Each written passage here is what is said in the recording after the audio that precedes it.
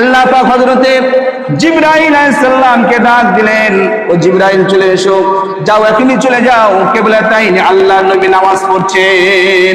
আমার হাবিব বিশ্ব নবী রাহমাতুল আলামিন মনে মনে ইরাদা পোষণ করেছেন, এখনই শুনিয়ে দাও, ক্বাদ নারা তাকাল্লুবা ওয়াজহিকা ফিস সামা ফালানুওয়াল্লিয়ান্নাকা কিবলাতান তারদাহা।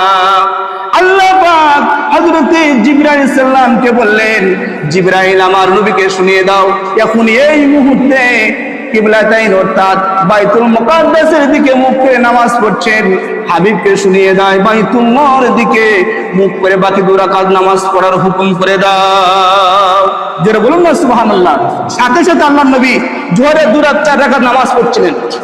এই আয়াতটা নাযিল হয়েছিল শাবান মাসে। কোন মাসে? এই শাবান মাস। কোন মাসে বলুন? শাবান মাসে। আমার প্রিয় মুসলমান, জানতে হবে ইতিহাস। শাবান মাসে নাযিল হয়েছিল এই আয়াতটা। সাথে সাথে আল্লাহর নবী মুখটা ঘোরালেন, বাইতুল্লাহর দিকে ফিরে নামাজ পড়লেন। আজ পর্যন্ত কিয়ামত তাক প্রত্যেক মুসলমান নরনারীর জন্য ওই বাইতুল্লাহর দিকে মুখটা করে নামাজ পড়া ফরজ। বলুন না সুবহানাল্লাহ। কি বললেন?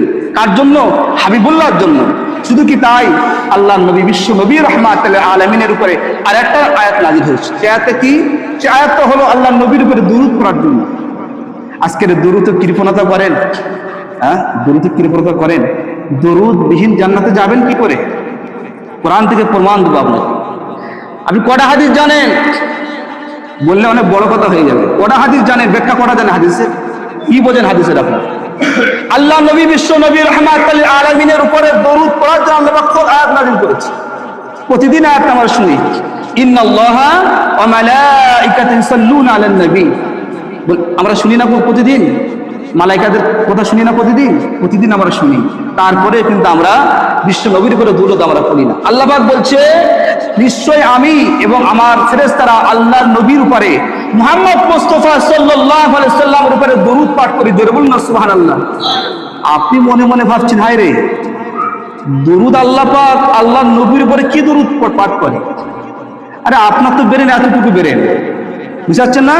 একটা যদি আপনাকে লসাগু করতে দেওয়া হয়, গসাগু করতে দেওয়া হয় অঙ্ক, আপনার কপালটা ঝরঝর করে ঘাম বাড়াবে। আপনি লসাগু করতে পারেন, গসাগু পারেন না, আপনি বুঝবেন কি করে আয়াত? বুঝাচ্ছেন না? একটা অঙ্ক আপনি পারেন না, স্কুল কলেজে যারা পড়াশোনা করে একটা কঠিন অঙ্ক দিয়ে সে করতে পারেন না, তাহলে আপনার কি বেরেন?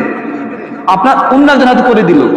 কিন্তু আপনার ছোট্ট ব্রেনে বুঝে আসবে, আরে আল্লাহ পাক যেহেতু বলেছেন আমি দরুদ পড়ি, ফেরেশতারা দরুদ পড়ে, কি দরুদ পড়ে সেটা তোমার জানার বিষয় নয়। এটাকে এর নাম হচ্ছে ঈমান। এর নাম কি?